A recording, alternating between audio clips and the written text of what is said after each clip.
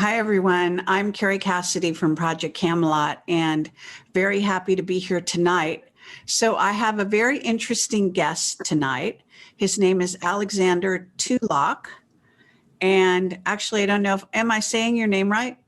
Tulloch. Tulloch. Okay. And he is a Lyran contactee, and he has his own YouTube channel, and I think I've linked it on my website for you. So, Alexander, welcome to the show. It's great to have you here.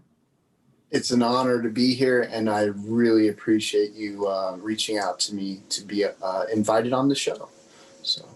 Absolutely. Well, I think you're doing some interesting things. I think you initially contacted me via Facebook Messenger, I think, and I don't know. You said something that was interesting, so I decided to bring you on. I just go with my intuition on who to bring on. I like to bring well-known people on with lots of books. And like today we had Alana Freeland, and tonight we've got you. And you are less well-known, but we're going to work on that. So.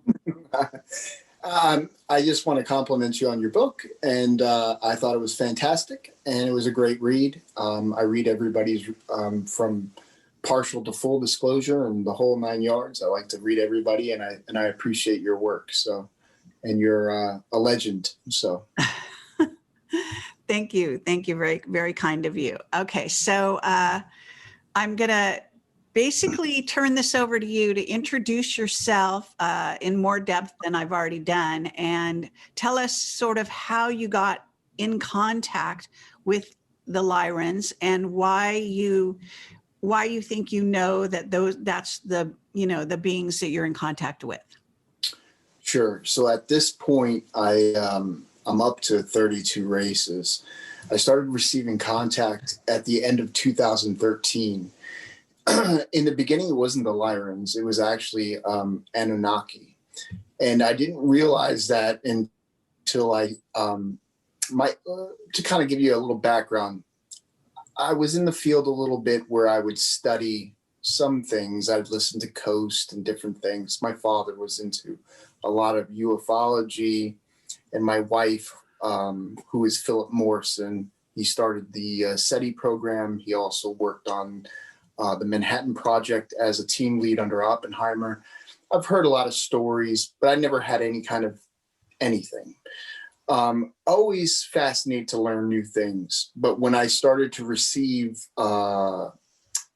through electronic means, binary transmissions, Morse, Latin, different encrypted codes, I didn't know what to make heads or tails of it. Other than that, someone must be pranking me, that this is abnormal.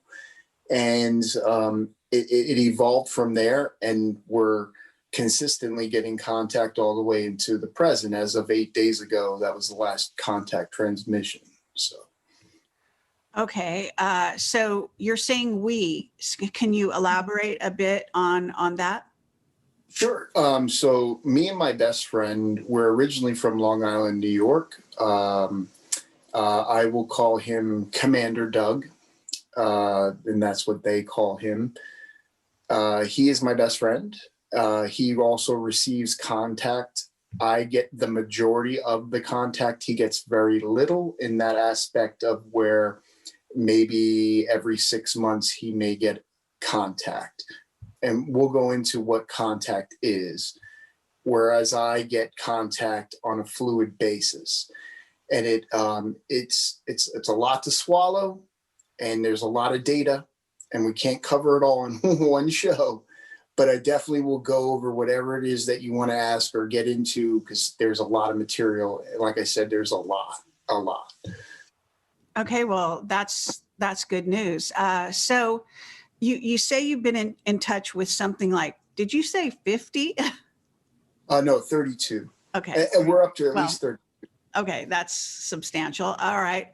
And I'm assuming that you're in contact when you're in contact. So you want to describe maybe a few of the different contacts you've had, and did you see them in person? Did you, are you tapping into them? Is this a download? Are you seeing them as light beings or in your mind's eye, or how is this all happening? So a lot of the information, the majority is through telecommunications. Also, we have witnesses of craft and other aspects and a lot of other weird phenomena. And basically, I'll receive it in binary transmission, code, Latin or Morse code. Depending on the season, the time and place, it could be a different race. It could be a lot of different things. And there are also terrestrial agents involved giving disinformation and basically these encrypted lines that come in and I receive. If they get compromised, a new line will open up. So basically what will happen is I will receive a binary transmission. It will be on, say, a cell phone or maybe even on a television set where there'll be code. If it's on a phone or any telecommunication device, I'll copy, paste, use calculators and different things. But remember, back when all this started, there wasn't the smartphone. We were just getting there. So a lot of this I had to hand decode, and it would turn into a language or a base 64 code, which then I would have to go into a language, which would be Latin, and then translate it into English. And Latin is a tricky language to translate to begin with. So with that being said, I would then go ahead and start documenting after about a year into it, because I at first I had a lot of fear and I thought I was being messed with. And then I said, this is just so much information. There's just so much. And the Okay, wait 1 second. I guess we're having some audio sound problems at the moment. I can hear you perfectly well. I don't know what's going on there. God, I don't know what you can. Do you have a volume at all at your end, or? Yeah, let me double check. And this is typical. This will happen when I start doing. So let me get is this any better? Output. Okay, okay. Is that check? Talk again. Yes. Can you hear me? Can you hear me loud and clear now, or are we still having trouble? Huh. Some people says sound is fine. Okay, this is not working for some. Automatically adjust microphone volume. Let's not automatically do anything. All right, can you talk again, please? Yes, check. Can you hear me now? All right, some people are saying it's better. I'm actually manually turning you louder, so this should be plenty loud. Sure.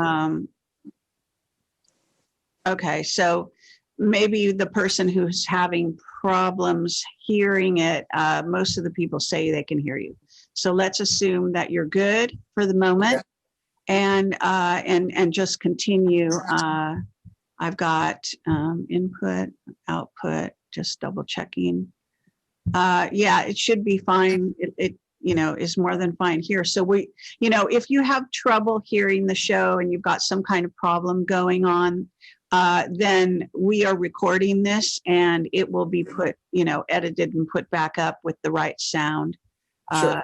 So as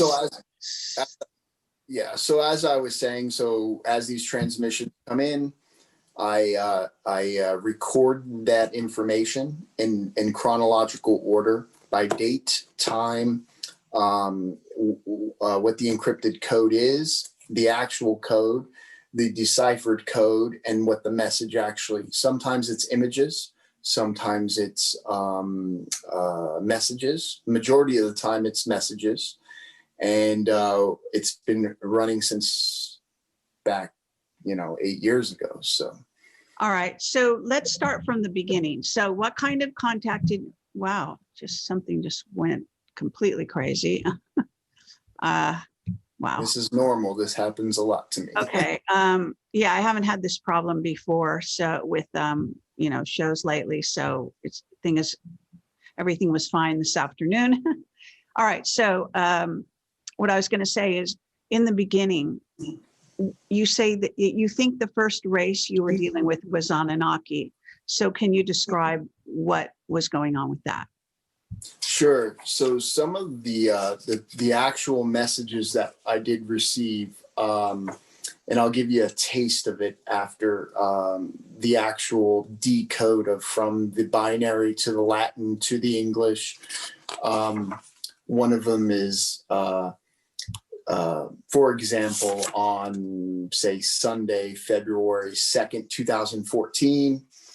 After translations, it comes to thy wisdom and thy in faith, which is in the light, and to thy ways, and come to him.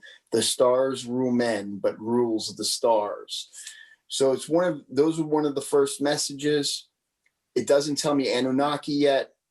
I don't even know that much about the Anunnaki at that point, because if you look behind me, I have a whole legend of books that I've had to backwards research. So I research everybody, from you to you name them, from partial to full disclosure to John Dee's a manuscript.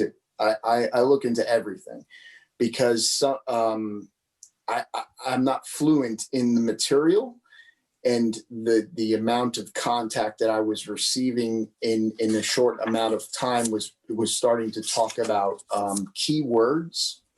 And those keywords then led me to go try to find this information somewhere where I could digest it, where I could figure out, you know, first I thought it was a joke, but then there was some seriousness because there are just things that no one would know unless you were in the intelligence. And we've also had that. And I mean, it's hard because we're talking in a show and we're talking over an 8-year gap. And I've learned a lot and I've come a long way based upon what we've received. So some of the... All right. So maybe it might be easier for you to talk about your most recent, I mean, you specifically call yourself the Lyran Connection. So Sure. maybe that's the group that you feel you have the most contact with. Can you describe your contact with them, when it started, and characterize it, and so on? So about 4 years into contact, I started receiving, at the end of messages, I would receive code. And this code is in a form of double dots and dashes. And I'll just kind of pull it up so you can kind of see what I'm talking about of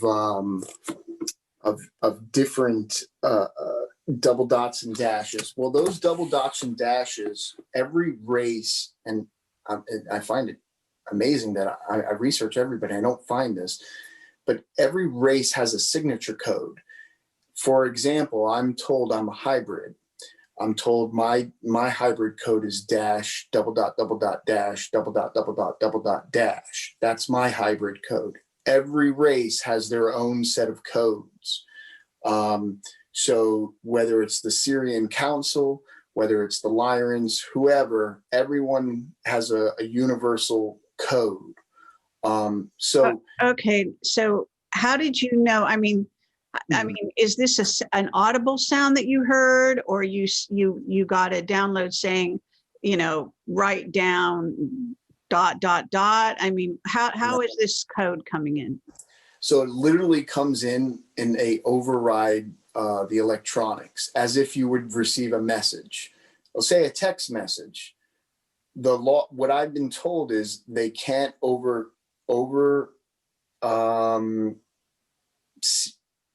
they can't go past what you currently are publicly as the technology that you're currently at. There are laws and rules in the cosmos, just like there are laws and rules on the earth. Just like images can't be shared because of they call it Law 18. Only royals and different individuals can actually view images, such as the codes that we're talking about are also, there are certain information that I can share and certain information I've been told I cannot share based on the situation. Okay, well, but you're still not answering my question. So what I want to understand is, are you hearing something? Are you getting a message on your cell phone that looks like ... dash? Are you getting something on your computer? I mean, what are you getting? Oh, it's on the cell phone a lot of times. Okay, coming through the cell phone. And you believe, how do you know it's alien, and how do you translate ... dash? Exactly. So in the beginning, like I said, it's totally fear. Someone's messing with me. Anyone could text me, right? Anyone could just send me anything. Sure. When it got to the point where they knew future things before it happened, or they got to the point where I would have visual sightings of craft or witnesses with me who've seen or experiences, at that point, I knew that something else was going on more than some person trying to, attack or mess with me.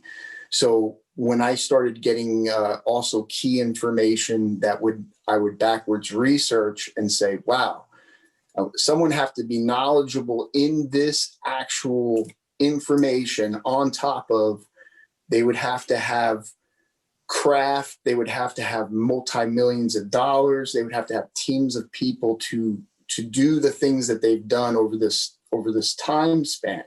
So as we've gone through the time of, then I started to take it where it was very serious at that point, because there's just information that just couldn't happen. For example, this is just one example. We'll jump into 2018 when we had a major hurricane. I received coordinates off of Africa where a hurricane was going to be. I had it documented. They told me I needed to leave. So I took the family to Florida. We went to Florida. We're in North Carolina. We had a direct hit, and trees went all around my house. And we have a lot of future proofs, past kind of incidents throughout contact that actually proves that someone knows the future, because there's just no way that some of this information, you can't fake craft, you can't fake, but you could have terrestrial, you could have military, you could have definitely like an ops kind of thing going on, but it goes even deeper than that, because you have multiple lines being broken and different communications coming in, and we'll go into all that, but I hope I'm okay. I guess I still want to understand this ... dash. So are you saying you translate Morse code? It's Morse code? The aliens are talking in Morse code, and you're translating it, from ... dash to what it means. The dot dashes, I have received Morse code, but it's very limited. The dot dashes mean that every race, every extraterrestrial and terrestrial, every race has a signature code. And that dot dash represents, it could be long, it could be short. It's a representation of the genetic code of that race. It is their signature. So when they sign off, say I've gotten contact from the Syrians, they'll sign off on a dot dash. That is their generic.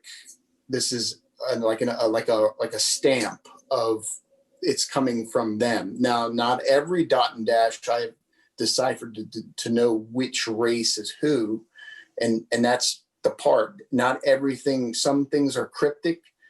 I get dark side, I get light side, I get all sides. Okay, I'm still not getting how they're communicating. So are they communicating because you are picking it up in your brain? No, it's actually through the device. Okay, so you're seeing, but you're acting like they sign off with ... dash. How do they talk to you otherwise? Are they speaking English? Do they translate it into English so you understand it? You don't speak dot dot dash dash. You wouldn't know what dot dot dash Yeah. dash means in theory. So how do they talk to you? They speak I, French. They speak I, a language. yeah. So sometimes it's Latin. A lot of times it's in binary, where I would have to take the binary, put it into a translator to translate into, it'll always turn usually into Latin. Latin is a universal language, I've been told. And that Latin would then, I'd have to convert it into English, and then I would record it, and I would record it in order. So it all depends on the race. Sometimes it's symbols, sometimes it's binary code, sometimes it's Morse code, which is rare. And a lot of times Okay. And when you say binary code, are you talking about ones and zeros? Yes, ones and zeros, correct. Okay, so literally on your cell phone, you're getting text. Like, can you show us a text? Show us if it comes in your cell phone, I imagine you have a page of text or whatever it is. If it comes in, ones and zeros, and you've got a page of ones and zeros. And then you're saying you put it in like a Google translator and turn it into Latin. And then I don't know, do you speak Latin, or do you then translate it again into English? I mean, how many languages do you speak? Over the years, I've had to learn, and I'm still learning Latin as we speak. I know I'm all right in Spanish, and of course, English. But to give you an example of binary, through actually, because I have so many different encrypted codes, give me one moment and I'll pull up. For example, it'll come in a sense of either that. Okay, so it's a series of numbers and a series of ones and zeros. And you Correct. take that information and you paste it into Google. Is that right? Sometimes I try to do it longhand, but most times, yes, I use Google to go ahead and translate it. And then I have to look at it, because Latin, again, is a tricky language. When it converts into Latin or base 64 and then into Latin, it's Latin is a tricky language. Okay, are you a computer programmer? No. Okay, are you, you're not a coder then? No. Okay, what was your actual job, or what has been your actual job? What kind of profession, Yeah, sure. I've managed, since a teenager, I've managed restaurants, and then I went into the film industry and I did cartoon voiceovers, and I did body double work and a little bit of modeling. And then I managed retail. And then now my focus is, things have changed in my life where I have children and I have a home and a wife. And I focus now, between that and doing this as I only went March 20th of 2020 on and created a page because the Lyrans actually told me to start sharing. I did try to talk to people about 7 years ago, and I kind of got threatened. And also I tried to go on a couple programs and they had malfunctions, computer meltdowns. And after the threats, I kind of just kept on documenting, and I just up into this point to where we're at now. So, okay, so, and you said initially that it's actually it's you and your best friend. Is that correct? that is correct. So as far as you say you're married and have children, so your wife doesn't do this? No, she's actually not in. She respects what I do and my studies, but she's in telecommunications, and she actually she's observed a lot of things that have happened, but she's supportive, but this is not her cup of tea, so to speak. Okay, fair enough. And so in terms of the Lyrans, can you tell us some messages beyond, say, there's a storm coming, something a little more profound than that they're talking to you about, maybe? Yeah, so when they started to contact me, they were warning me of other races that were contacting me. They've told me that there are good and bad, or dark and light, in a lot of races. They were telling me about back at home in the kingdom that there are houses, and I come from the house of Nicholas. They said that I was created 1,000 years before my body. I was sent here at the end of an age, before the new age, and this is the final battle of kings. And I'm encoded with a secret code into my genetics.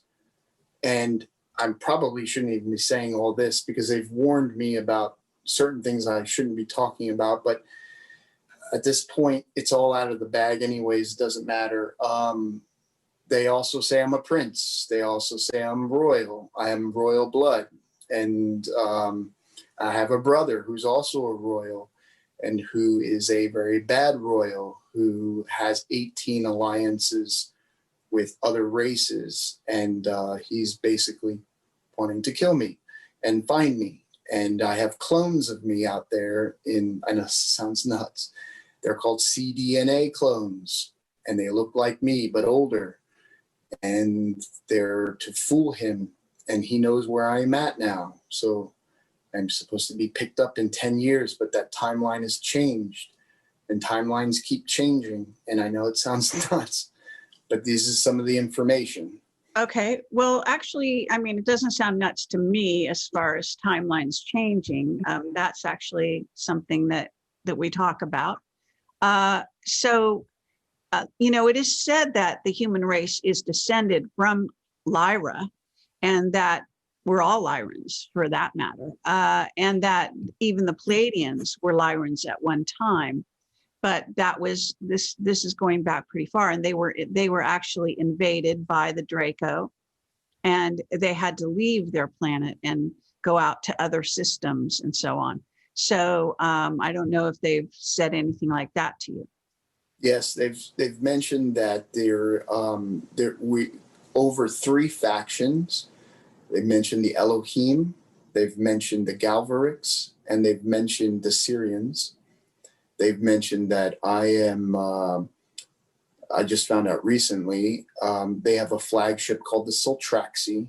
There is also the Soltraxi Sora, which means the sister of the Soltraxi. These are multiple fleets. There's unrest within Lyra as we speak because of my younger, who's a teenager. I don't know how that works, but a younger prince, and I'm sent here for this time. And that half the fleet is here, some of the fleet's in orbit, and there have been a lot of atrocities that have gone on throughout the Milky Way and part of the Andromeda. And basically my younger prince brother has been hunting me. Okay, now this is information you're getting, again, text on your phone, like you just showed us a picture. For those who didn't see your phone and the text, we can, you can scroll back and watch the video later, but he did show us. So that was a sample text on the one hand, and then zeros and ones on the other. And you say you put it in the Google Translator, comes out as Latin, and then after that, I assume you translate into English. But that's in the case of the Lyrans. Are there other beings communicating with you through different ways than that? So definitely through, like we said, through cell phone. We've had symbolism pop up on a television set. We've had craft fly over the house. We've had extremely strange events happen in real time with witnesses. Okay, give me an example of a strange event. One example would be where in my old house, Commander Doug and I were, he came down from New York. We were hanging out in the screen porch. At us, we heard explosions where transformers were boom, boom, boom. 7 of them went off. Okay, that can happen, right? At the same time, we both received messages where it said, graciously hear us now, the time is at hand. And then we received phone calls, which sounded like pings in summer, like a submarine or like a train station. And we heard weird sounds, and it almost sounded like yeb, yeb, yeb, and that's it. That's all. And it was in the 11th hour. A lot of contact happens in the 11th hour. At Okay. 11. When Yeah. you say 11th hour, what you mean by that is actually 11 p.m. at night. Yeah, it can happen anytime, but it a lot of it can happen at 11:11, at 11:11 p.m. They call them the gates. So, Okay. Now, are you telepathic at all? so before I ever received a message or anything, I have had a lot of strange experiences as a younger person, even down to a child. For example, when I was in my, say, 5, 6, 7, 8 years old, around the time of my birthday, I would have a strange dream where there's nothing in my dream. It's pure darkness. I would feel pressure.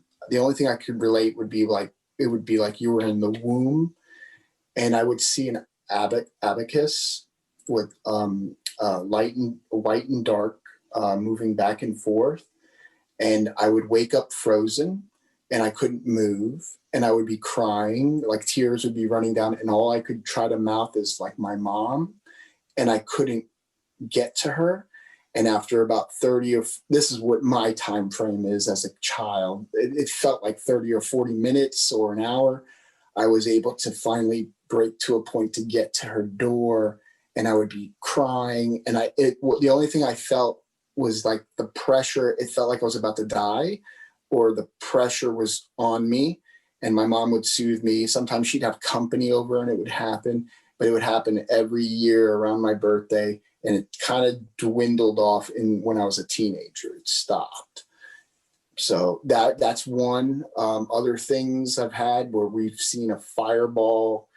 Doug and I and others see a fireball really low, like kind of moving horizontal, but not like a shooting star, but like literally, I thought it was an airliner blowing up in the middle of the night, North Carolina. Clear skies. He says, Alex, look. And we were having a tiff or something, and I was going up to the door, and I turn around and I see this. We just had a lot of weird experiences throughout our life. And we lived down the road from each other, but we didn't meet each other until we were about like 14 or somewhere right around that. But I was told by the Lions, yeah, go ahead. No, that's okay. This is your best friend, right? You said? Yes. Okay. So, and you've been friends for how many years? Oh, wow. Approximately, just generally. 20 years. 20 or so. Okay. So in terms of your ET contact, do you feel that you have gone on craft? You've been abducted? Do you feel your body has been, messed with, any of that? I have a lot of medical issues and weird that's that word used, the anomalies. Okay.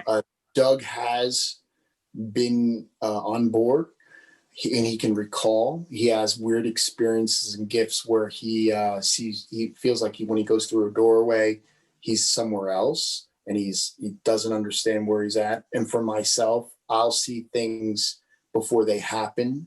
It doesn't happen all the time, but to me, it's like a movie. I'll give you an example. One time, my sons were playing, and we had one of their friends over from Boy Scouts, and all of a sudden, in my mind, I saw a toilet and this is gonna sound funny, a toilet, water is overflowing. And it's just, I can't shut it off. I just see it happening. And then 5 minutes later, the boy comes out, the toilet's overflowing. The water was actually going into my office. The water was pouring out. My mom also had that. She told me a story a long time ago when my sister was still alive, that when she was a kid, she broke pickle jar glass inside of a convenience store. My mom was washing dishes and she saw it in her mind, and she dropped the dishes, and then she got a phone call. This is before, technology. And my sister was crying and she had broken glass, and that's what she saw in her mind, is my sister was broke. Does that mean my mom and me share? I don't know, but I do get these where I'll have these things happen. I'll see them and then they'll happen. It could be 5 minutes. It could be a day. It could be 3 days, but then it's like deja vu. And it's an exact. So I have a journal for that. That doesn't have anything to do with my contact. That goes in my, what I call my coincidence box journal. I have a black journal. If I have a dream or a vision or any kind of weird stuff, I kind of jot that down and I go, okay, because I don't want that to pollute the contact that I get raw that happens. So that's okay. But you seem to be very open psychically. I mean, people have all different kinds of contact, but sure. You don't, correct me if I'm wrong, you get things like in terms of signals or these dot dashes or things like that text onto your phone, but you don't get like text in English, or you do get text in English. If you want, I have gotten very limited English. One of the voicemails that I'll get voicemails too. I also so you get audio. You get audio and images. I have like over 100 images from out in space and different things that. But I can actually play you an audio clip of a message that was a warning that I was about to get dark Palladian contact. And right after that, I did receive contact. And I've saved it on here. And then this happened in 2000. Let me pull it up. So that would be it was November. I believe it was November 1st. Pulling that up. Give me just a moment. This was 2019. And I'll just go ahead and I'll just play it. I mean, it's definitely contact. I don't know if you can hear this. Be aware that the recording is transmitting to you. Be warned. So what they're saying is, so that's like a some kind of digital voice type thing. Yeah, it's a very strange dialect and accent. I don't know if it's digital, but it definitely it says be warned, the Palladians transmitting to you, be warned. And it was giving me a warning, be warned. And then about 5 or 10 minutes later, I did receive contact from the Palladians. And in what form was that? And that form was binary, which translated into a base 64, which then with numerical numbers, which then I had to translate into Latin. And then it was an image, and then it was also a message about a certain set of coordinates. And unfortunately, I know this is hard. This is the hardest part about this. If you look at some of my older episodes, you can see my images and you can see a lot of stuff I can't share that because I've been threatened about sharing certain information. So, and things happen if I share certain things because there are other things are watching. I'll just say other things are definitely watching us. Okay. So when first of all, are your parents or were you in the military? Were your parents in the military? My dad was in the Army, and my mother was not. My uncle was in the Air Force. I was not in the military. I've had uncles in the Air Force and different things. So Okay. And as far as these beings, are you ever seen physical beings? I have not seen physical beings, but I have seen very low craft where I have images of the craft. And that's, I actually am not afraid of sharing those images because I've already shared them and I've already been kind of reprimanded on that kind of stuff. But I don't have a problem with certain things I'll share because it's already, I can't change the past. I've been warned about Law 18, but there's just certain things that has already been shared. Okay, now you've been warned about what's Law 18. My understanding, there are, just like there are laws and rules on the earth, there are laws and rules in the kingdoms in space, in the cosmos. One of them is, and there are rules and laws. Law 18 is images are not allowed to be shared unless you're royal, and there are enemy. Okay. Yeah, go ahead. No, sorry. What race, before you finish, are you talking about is giving you these rules? Oh wow! So both sides, even the reptilians that have contacted me and other dark entities, I'll just say, have also used that as, you're in trouble. You broke Law 18. And there was a moon called the colonies of Cremona. They're just recently, I found out they're called deep black insectoids. They were colonized on the moon, on that moon. It was decimated because I shared an image, and they told me because I shared that image, the enemy was able to then know where that is, and then they took it out. And I actually have the image of the moon. It's ejecting material into space. And I said, oh, because in my correspondence, I say, oh, thank you for, I try to do pleasantries because I don't know who I'm dealing with sometimes. And I say, oh, I await your response. Thank you. Thank you for the gift. I always call it a gift, and they call it a gift too. Images are considered a gift.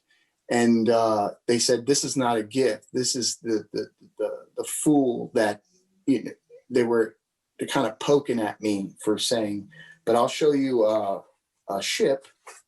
That's not a problem. And I have ones where I've taken shots from the ground and then they send me back in real time. So I have witnesses. So like my wife and others are sitting out. We see a triangle craft come over, and I always think triangle craft, terrestrial, secret space program. It's somebody terrestrial. It's not out there.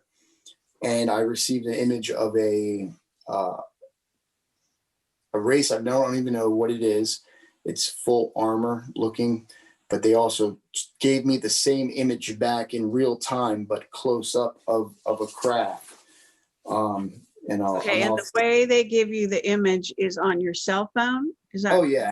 As I'm looking, boop, boop, boop, boop, boop. It's happening right in real time. And you're seeing it. You're seeing it on your phone. It's happening. This is one example of. There's not much to see, but that's the craft that they sent me back. Okay. But it looks like a triangle, though. Yeah, it looks like a triangle. So I'm thinking, oh, great. We have, because they've told me terrestrial agents of the world, elites know who I am. Terrestrial agents are watching. I have many people watching and many spies. This is what I've been told. And so I immediately thought it was like triangle TR3B or what they talk about in books. This has got to be Space Force. It's got to be. And then the next image was of the being in armor. It's like, I would describe it as, well, it's skin tight. There's no opening, purple, bluish, almost scale-like armor. round things over the eyes where there's 3 dots of light. So it's definitely something under there that is wearing an advanced combat looking suit or something. So we took pictures from the ground of the craft. They sent pictures. Then they also sent a picture, an image of this being. And then the Lyrans contacted me. And this is, you can't make this stuff. It's crazy. Because I made a wish. I said, you know what, with all this contact and everything going on, it'd be great if they would just drop me off some technology or come sit at my table, come to my house, land, do something other than all this contact, all this messaging, all this ships, all this weird stuff. Land, let's talk. Yeah, obviously we're having communications. And I made a wish. I said, it would be nice if they just got me some technology. And the Lyrans contacted me as this is happening, and my wife's seeing it, others. The Lyrans contacted me. We saw light look like light chips coming in, not blinking, clear skies. 3 of them come swooping in after this triangle. And the Lyrans, then I received contact from a different line that said that those who were in the triangle stole technology from the Lyrans. So it was like a breaking of a rank because I wished it, because I commanded it. And ones broke away and then became treasonous traitors, I guess. And they were coming in low. And then I eventually received coordinates off of Figure 8 Island and I never went there. I should have, but I didn't know if I was a trap or I'm gonna be honest, I was scared to go there. I received coordinates, and a lot of times I'll receive coordinates to go places, and I just don't, because I don't know what I'm dealing with. I don't know if I'm going to get. Okay, sometimes, that's understandable. So when have you been harmed by these beings, do you feel, at any point? I have been threatened by some of them. I have been told I will be in front of a galactic court where I will have to plead my case. I will have to take my manuscripts with me. I have copies though. And I have committed atrocities. I'm being blamed. The dark side blames me for atrocities. It's like a trick. They're the ones doing it, but yet they're blaming me because I broke law 18 or something simple where they're saying, we've got you for doing this. And this is you caused this to happen. For example, the colonies of Cremona, that moon that exploded. I showed an image. They said I broke law 18. Then I find out there's a deep black insectoid race that lives there. In those underground, in that moon, is an army that was being built. But that's not what I was being blamed for. There's a civilian aspect of that deep black insectoid in the ground with them. And since they were eliminated too, well, then I'm at fault. So then I guess in the hierarchy of things in the kingdoms, I guess everything is recorded and registered as like a tit for tat or law or rule, and people or beings are held accountable. And that's all I can get from that. But Okay. Well, now, in some periods of time, people would think you were crazy. So why, it sounds quite convoluted, your contact, and it's not, sort of narrowed and simple. It's extremely it sounds kind of like a confusion of a lot of different stuff coming at you. So do you know why this is? Do you feel that you do you think that you have some kind of transhuman qualities or part of your body or receptors in which you are sort of placed as kind of a communication device, even though you're a person? I can only speak for Alex. To me, I'm a human. I'm a normal guy. I have a family. You wouldn't even know. What I've been told is that I'm infused in my genetics with a code, a secret code. And I've been tucked away here for this time. And that there is basically, recently we've discovered that there's some kind of an electrical grid or a gate. This code will help aid in the forces that are coming, these fleets that are coming. It will help, it won't completely stop them, but it will help, and will help reset, that's the word, reset the grid. And also that my father, whoever he is out there, I have a biological father, but my cosmic father, because I was sent here, he said he loves me. I always loved they talk in a lot of these and thous, and they talk a lot of, I'm not saying I'm anybody special. I'm not saying I'm anybody. I'm in a very weird, unique situation. How do I explain this? Other than that, there's a lot of bad things impending, and I am supposed to make right with if I see there's a lot of people out there can meditate or they can connect, and they say my third eye is activated, but it's not fully open.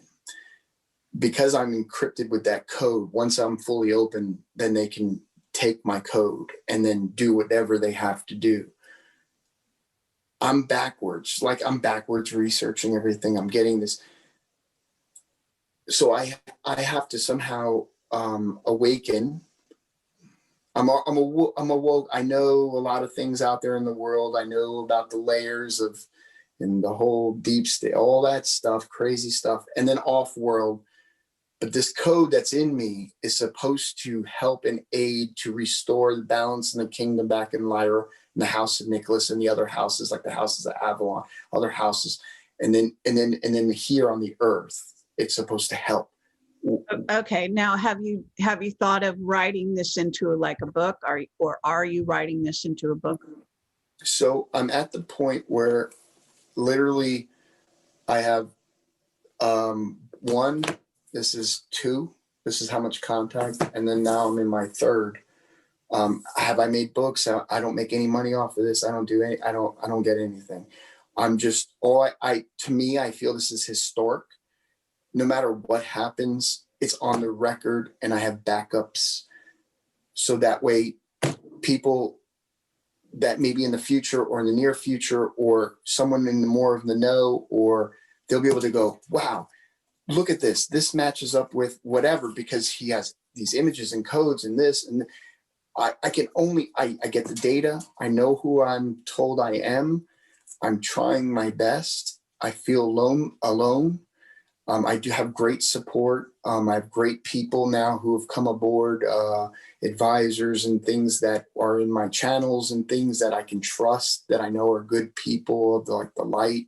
And I have great support from my family, and my father's witness, and my wife's witness, and my children.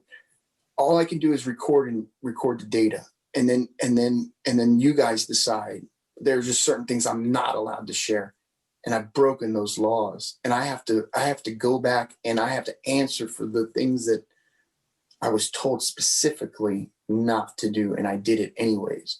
But I am not going to. Yeah. This sounds like a kind of I don't know if this is one culture or many, but this thing about laws and punitive sort of acting sounds like a dark race, obviously, and sounds quite reptilian. So how many reptilian races have you been in contact with, and are you in ongoing contact with them? And is your interaction positive or negative? So that's the interesting thing. I get one reptilian race so far out of all the races. One reptilian I can say for sure is reptilian. So as the seasons change and the times change and the days go on and the months go on, there are like windows. So contact can get very light or can get very dark depending on the season. I'm told because of intervals of the sun. I'm told because of seasons. I'm told because of the war that's going on. So right now we're in a more of a light phase going towards, as we get towards more deeper into fall and winter, I'll probably start getting more of these insectoid, reptilian, other stuff going on, Orion stuff. Whereas as I get to spring and summer, I usually get more light, and it's sprinkled in between, because I consistently, like I said, 8 days ago was last contact. So I get contact all the time. And and as the years have gone on, it's increased dramatically. Year after year after year. We're in October 1st. And as of September, the last week of September, I was already beating 2019's the amount of contact. So I've already passed that, and we still have October, November, December. Maybe I don't get contact for the rest of it, but that would be based on the numbers and if you look at the statistics with the dates, it's not probable, but it could happen. But it just keeps expanding, and more races and more. Okay. Now, just so you know this, or maybe you know this already, but as far as I'm concerned, we're all hybrids, and we're all in contact. And even people that don't believe in anything are in contact, but they just don't know it. And so, humans are senders, receivers. We are just that by natural. It's just that most people basically are taught as children, oh, you made that stuff up. It's just a lie. Don't believe it. And they shut down. So sometimes they still get contact, but they will keep it to themselves, and so on and so forth. But as far as I'm concerned, this is the nature of the human race, that we are constantly in contact, and we are related to all the races out there, and especially those that you are most related genetically, you will get contact from. So and that's how it goes. So in your case, you say you're dealing with, you've named insectoids more than once. I don't know that you haven't mentioned the grays. I'm wondering if you have contact with there's lots of gray races out there, the Zetas, of course, the tricksters, and other races. So can you name the races that you feel most associated with, I guess? Well, based on the data, definitely Syrians and the Lyrans. I have orange Ebens. They look like salamander color orange. They're not grays. They look like grays, but they're like fluorescent orange. Tall whites, reptilian, insectoids, mantis, deep black insectoids. There is a system called the K-log system. I don't know where it's at. I've been told it's a amphibious water system, and it's called the K-log, Kailog, and I don't know where that is. And what else? And there's Palladians. Okay, now, okay, fair enough. So in terms of the, you live in this regular world, so to speak.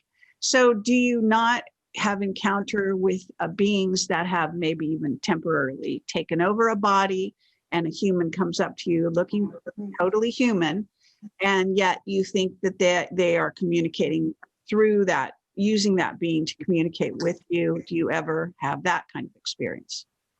So I've had a lot of weird experiences where I've met people who aren't people. They look like people. I call it a gift, just like my visions. I can read people pretty well.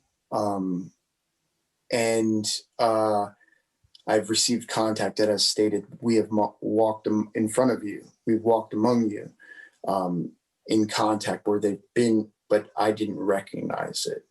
I've also. Well, you're saying it now, so you must have recognized it later. So you didn't recognize it at the time, but later you realized. Is that what you're trying to say? Yeah. So at one point, for example, I'll just give you an example. This is before contact again, another weird story. I was with a female and Doug, and there was a gentleman that we never met before. He was a very tall guy with long hair and crystal blue eyes, and he told her not to go with Doug, but to go. It was okay to go with me.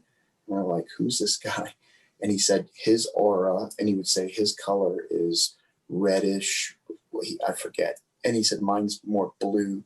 He said he is fine, and he had crystal blue eyes and long hair. It was, and this is before contact. We're just like, this is a really strange experience. But when I reflect back and I say, and I look at the material and I look at the contact, and it says, we have walked among you, we've been in front of you, we've interacted with you, and I'm like, you haven't. I mean, I've seen ships and I've gotten contact and I have pictures, and but I've not seen an alien in front of me or something that I've recognized. I've met strange people. Okay, so are you saying you, other than that one person, Sure. that you never have had this, or you have had it and thought about it later for a number of incidents? Or are you saying, it's not something that happens to you? Not that I recall, just that one really strange incident. And other than them telling me, yes, it has happened, but not that I can recall that. Nothing. And what about remote viewing? Have you ever tried to study remote viewing? Do you know how to remote view? And do you think you remote view? I don't know how to remote view. I know about remote viewing. I know Doug can do it. I can't do it. And I'm actually interested in that. And these are some of the things I've been encouraged by Lyram's Assyrian Command, that I need to start utilizing some of my gifts that I'm not utilizing, and get away from these trinkets and gadgets that they call them, that they're corrupt and that they're compromised, basically. And I need to connect with the downloads and all, like everyone else is doing. I don't know that stuff. I've gotten to the point where I see swirls and I see a blue, like they're gold swirls. I have not made that connection yet. And I'm told I'm running out of time, and I'm highly encouraged to get there. Okay, but you are what you might say, you're a precog in a sense. I'm a precog. So you said you see like a film strip and then it happens, right? You described an incident. Yes. So, but it doesn't sound as though you see far into the future. You only see a few days. Have you seen far into the future? And for example, have you even seen like in the near future, like the next few months? Some people might ask if you've seen anything there. No, so it'll be days or hours. And then I also will get really deep, sickening feelings for future things, but I can't put a finger on what it is that makes me feeling like something bad's really, like I call it my spidey sense, because like Spider-Man, but I go, my spidey sense, like I feel like something impending is about to happen. And sometimes then all of a sudden contact will happen, and then it just happens. But where Doug, he'll have doorway, they're called like we call them since kids, we don't know what they really are. He'll go through a door, and then all of a sudden he's either in the future, he's in the past, he's on a place where he's never been. And when I'm looking at him, he looks like he's drooling and he's staring at space. To him, he's seeing things happening, and then he'll snap out of it. He gets more of the physical aspects. He gets more of the dark. He's what I would call it. Then he's a time traveler. He does bilocating. You know what I mean by that? Not exactly. No. I'm sorry, I don't. Okay. Well, it's, there are so many different kinds of things you can do in this megaverse of ours. And Sure. One of the things is you can, and remote viewers do know about this. You're in two places at once. So you're bilocating. So you can be here and you can be, let's say, across the world somewhere else. Yes. Or you can be on another planet or wherever. It's just that you are consciously able to take in the information from both places simultaneously. And you usually you can feel it, and sometimes you see it. Like I bilocate a lot of times. Sometimes I actually, and it's also a time travel thing where you can be, like you can go to a place, and then you can be triggered to see like the scene that used to be there. Okay, so then you can tap into that time, go back in time, and see that unrolling in front of you. Have you had that? I haven't. Doug has, and I just triggered something in my mind. When we were teenagers, we were on our street, and it was on Long Island, and he saw it as a dirt road, and he saw it where the building was more trees and was less buildings, and it was a dirt road, and of course, then he's drooling, he's staring into space, and then he's having weakness, and he has to rest. And the episodes usually last about 3 minutes, maybe 2-3 minutes in real time, where I'm like, Doug, are you okay? Are you okay? And then he has to, and then he explains what he saw, and then he'll lose memory about what he saw. So then I would have to remember everything because I ask details. I'm kind of like the record keeper. I'm like, I want to make sure everything's documented. So I'm like, what did you see? What did it look like? What was the color? And he may be annoyed, or because to him, he knows, but he can't express himself at that point. He's very weak, and he'll have a lot of that. Or Okay, okay, that's actually very common. And I have to say that To the Stars Academy,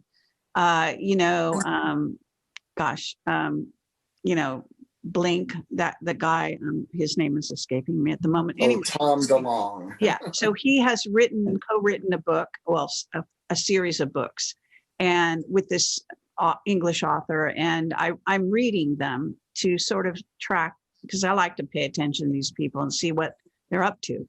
So I think it's a third edition is out, and I think it's second or third. But anyway, in that book, one of the things they point out is that there are teams, little two-person teams that incarnate together. And a lot of times they do start out with as young, like kids, and they grow up from a certain point on in constant. And in their case, they they wrote it into a military paradigm in which they were two guys that grew up and then joined the military together, et cetera, et cetera.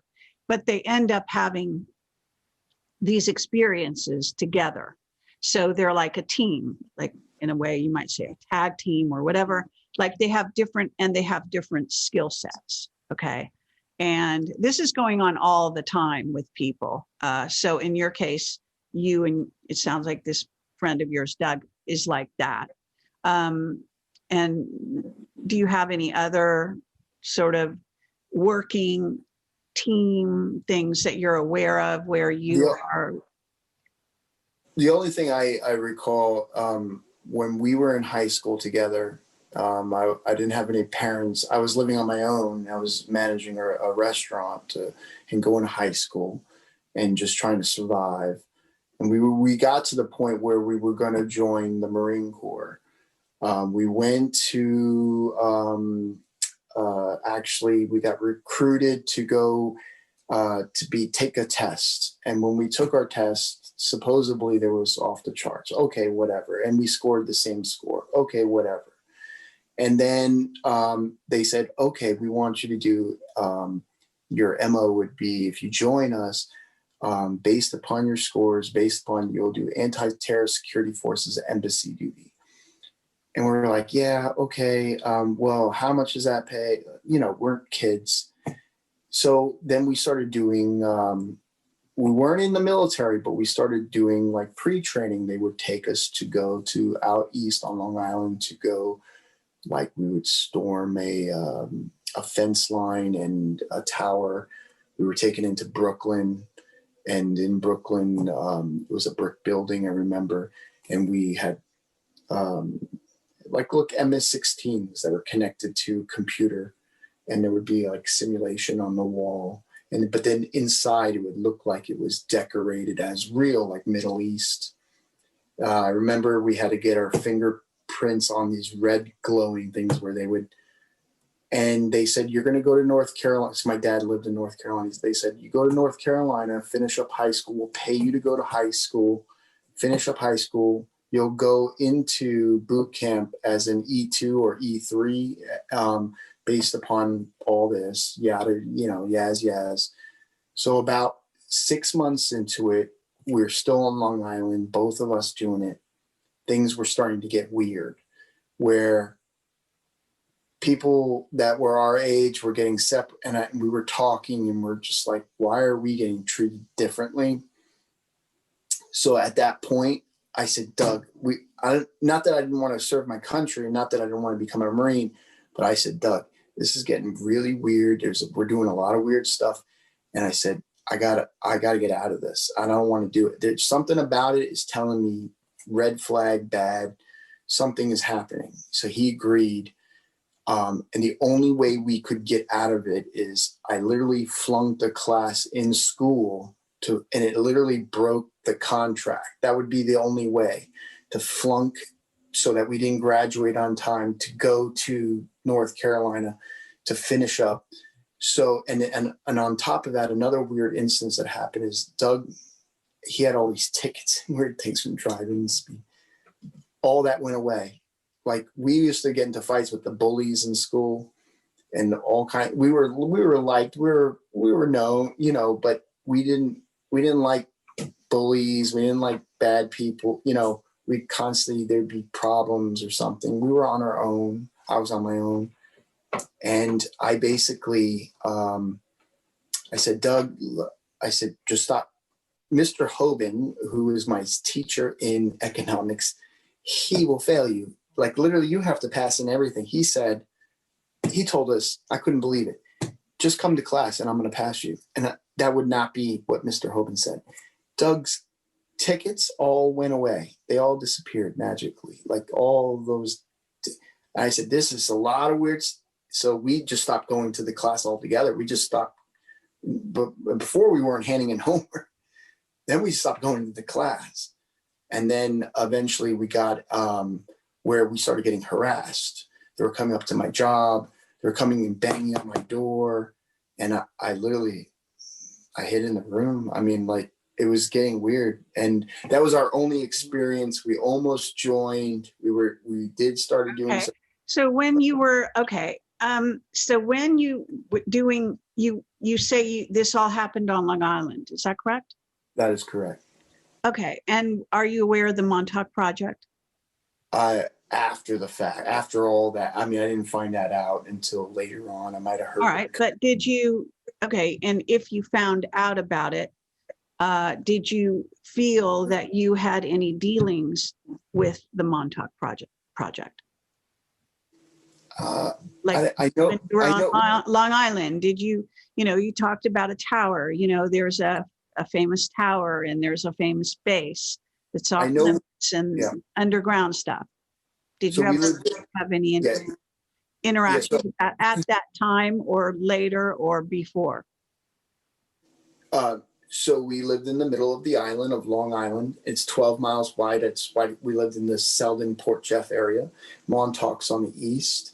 I know we would go out east for training, but at the time I wasn't even aware. I know like Riverhead and I know I don't think we traveled that far. And to this day, I don't know where I was. I know we were near water. So we were on the south probably, or towards the east south of maybe near the Sound, between Fire Island and I'm not sure, to be honest with you, because they would take us and we would just be in an open field. There would be fence line, there would be towers. All right. So do you feel that you were mind controlled at that time? No, we would be aware. Doug and I, when we started feeling the strange and being in strange situations to the point where we were like, whatever we got to do, we got to get out of this because this doesn't sound right. Or it's too good to be true. Okay. Now, Where were your parents during all this time? My mom lived in New Mexico, and my mom lived in New Mexico at the time. My dad remarried, and he moved to North Carolina when I was in ninth grade, I believe, and with his high school sweetheart. And then I stayed on the island, and I rented a room, and then eventually I had to basically. It's not an abandoned house, but I guess everyone had a room that they paid rent to a guy. It was $100 a week or $250 a week. And I was going to high school, managing a restaurant, and going back to that residence just to have a room to stay in because it's expensive. You weren't supported by your parents. Is that what you're saying? No, not at all. Is there a reason why they didn't support you? So back in New Mexico, right before I became a teenager, my mom remarried, and the guy at the time was heavily into drugs. He was literally a guy off the street. My sister met him. My mom married him. Sometimes he was a good guy, but a lot of times he was a bad guy, and he would be physical and abusive. And I called my dad up, and my mom would tell me horror stories about my dad. And I would visit him back on Long Island in the summertime. They got divorced when I was 3.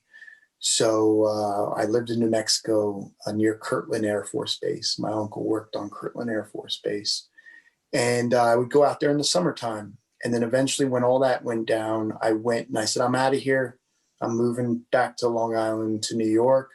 I went to go live with my dad. And it wasn't very long where his wife, who just passed away this past year, they said, we're selling the house. And my grandfather built it before World War II. And they had a whole bunch of land on Long Island, but they had a bunch of land, woods, and then they sold it. And he said, do you want to come? And I didn't feel welcome, to be honest with you. At that time, I was a teenager, and maybe I didn't have my head on straight but I felt kind of distant in a lot of departments throughout, just between my mom and then my dad. And I just, you know what, I'm just going to stay here. I'm comfortable. I'll figure it out, kind of deal. And he left, and then I was on my own. So kind of like that. I'm trying to. So back to your contact. So you say you have been having some contact with these other races, but are you trying to say that you predominantly deal with the Lyrans, or are you, and what does predominantly mean? Is it all year long you've been dealing with Lyrans mainly, and once in a while you get a bleed through of some other race trying to communicate with you? Pretty much for the last 4 or 5 years, it's been that way with the Lyrans, or where I'll have reptilian or insectoid contact, and then I'll have 3 light ships in a triangle formation over the house, the new house here, many times, and they've told me that I'm heavily guarded, and that I'm in constant. They're always they're always guarding, they're always watching. Sometimes they have to go make trips back and forth, and sometimes ones are stationed here to stay.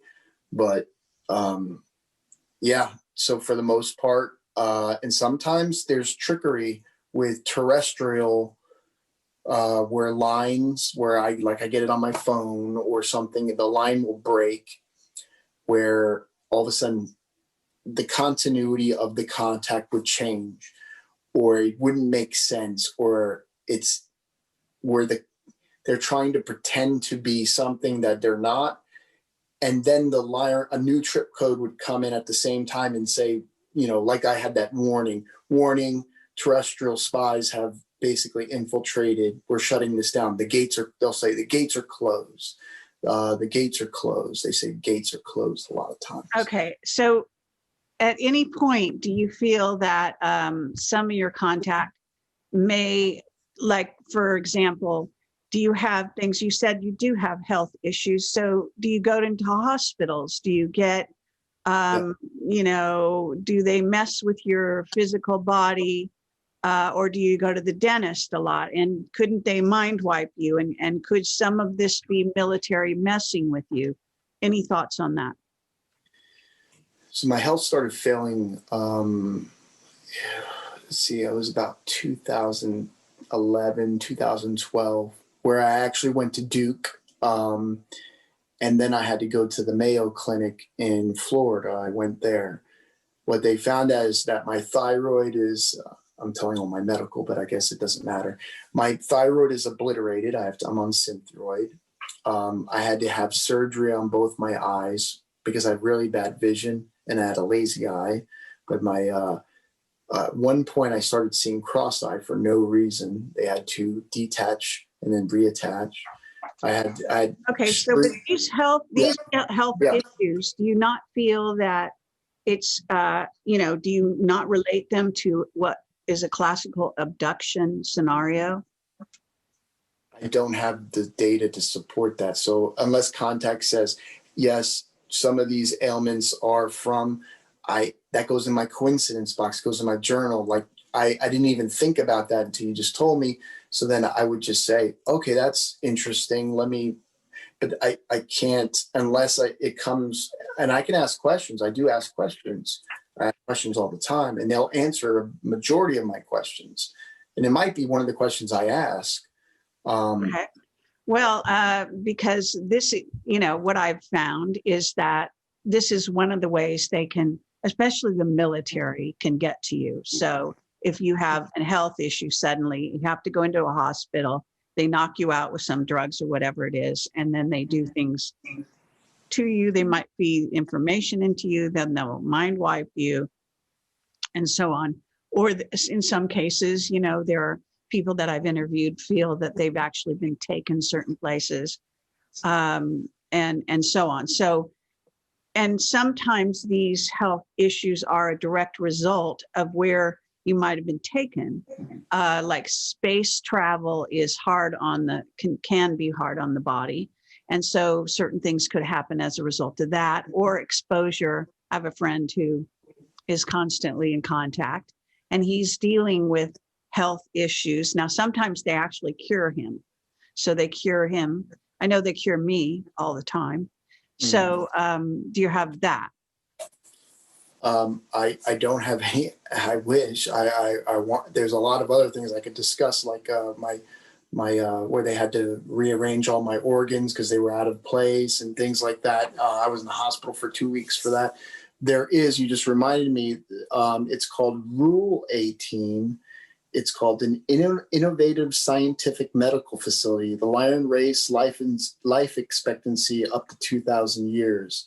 So there's not law 18. This is Rule 18.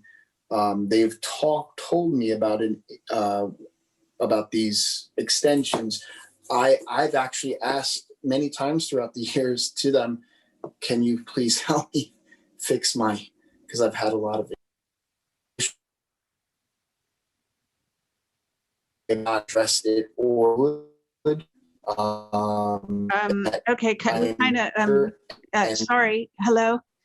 We kind of lost you momentarily there. Are you still, you know, can you hear me? You just broke up. So can you say, so you've asked to be helped, but they have declined? I mean, what are you trying to say? I didn't quite catch that. Well, they responded on that question.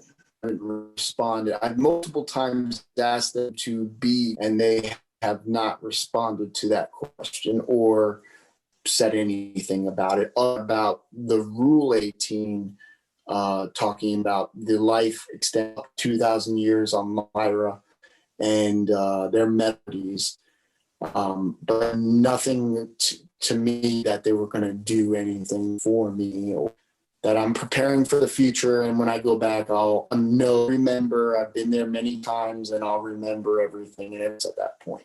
So it doesn't matter. That's basically it. Okay. Now, I asked you a question a ways back about future events. Have you been given a heads up on what you think are future events in, like, let's say, like October. This is October. So we're supposed to have some major things Sure. happen in this month or November or even going forward. Anything that you've been given or shown?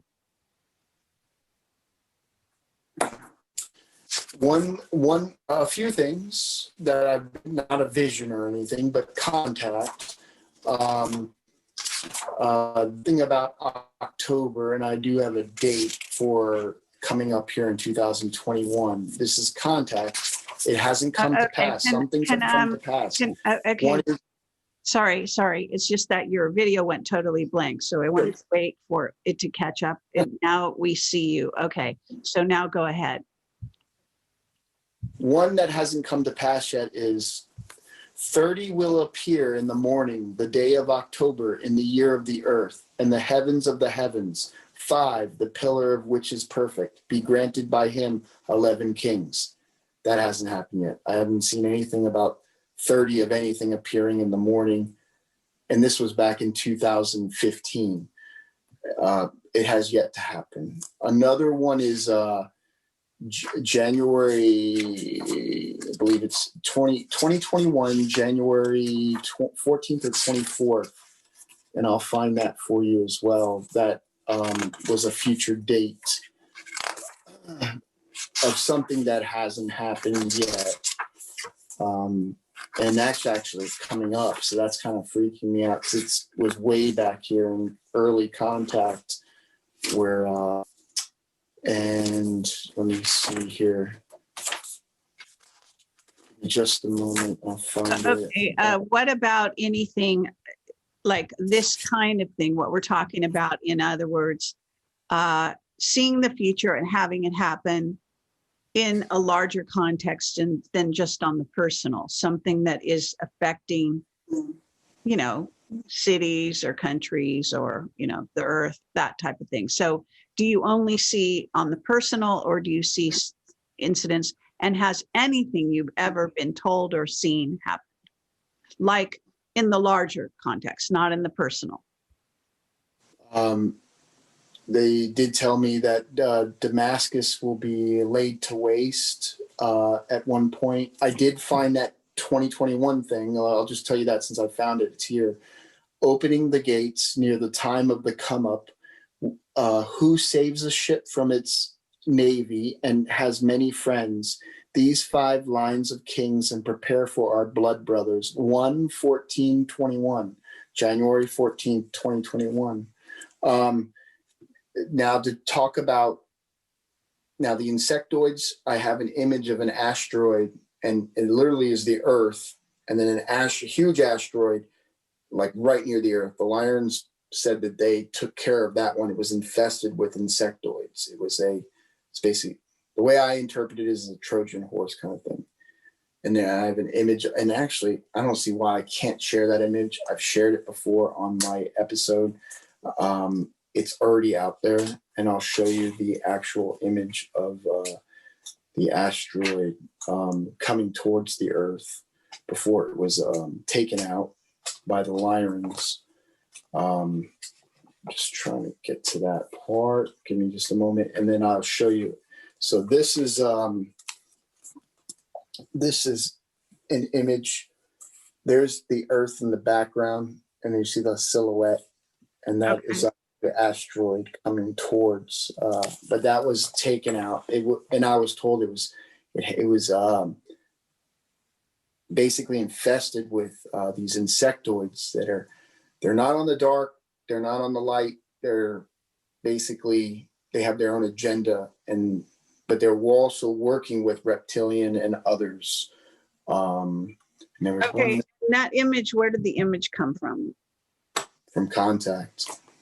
So, okay. So it popped up on the device. I took the image, I put it into like TinEye and other reverse engines to see if it's ever been on any internet or so. And I have that where it's 0 out of 42 billion images. There's no image of this image. That's the majority of those images are like that. I have had disinfo images sent to me. but that correlates with also terrestrial agents who then hijack the line to send me something, and then the Lyrans alert me, and then I also find out because the image pops up to where it's not a real image, and it's pretty obvious with some of the images that are not the real deal. You started your channel on YouTube. You know, I'm not going to keep you forever here. Thank you for, you know, being so receptive to my questions, because I know, you know, it's not always easy. But you started a channel on YouTube, and you said that you thought the Syrians and the Lyrans were trying to encourage you to start coming forward more. And why do you think they wanted you to come forward more? What do you think there's a purpose? What is the purpose? Do you have an idea about that? I have a personal idea about that. I believe is because this age is about to end before this new age begins. And based on my studies and based on what I've been told, it seems like there's always something catastrophic that happens at the end of an age before another new age. And there are a lot of movement and pieces at play, and there's a war. And they said it'll eventually come to the surface. There'll be fires in the next 10 years, 2 batches of fires too. That's another future thing. And that I'm told that that timelines are shifting and changing, but it's narrowing into a point of we're running out of time, and this is I hope I'm answering the question. I see it as there's a desperate pool for the Galactic Federation, all that kind of stuff. That just like in some of these books, and that's real. I've had that. I've had contact 5 different times from the Galactic Federation. That's real.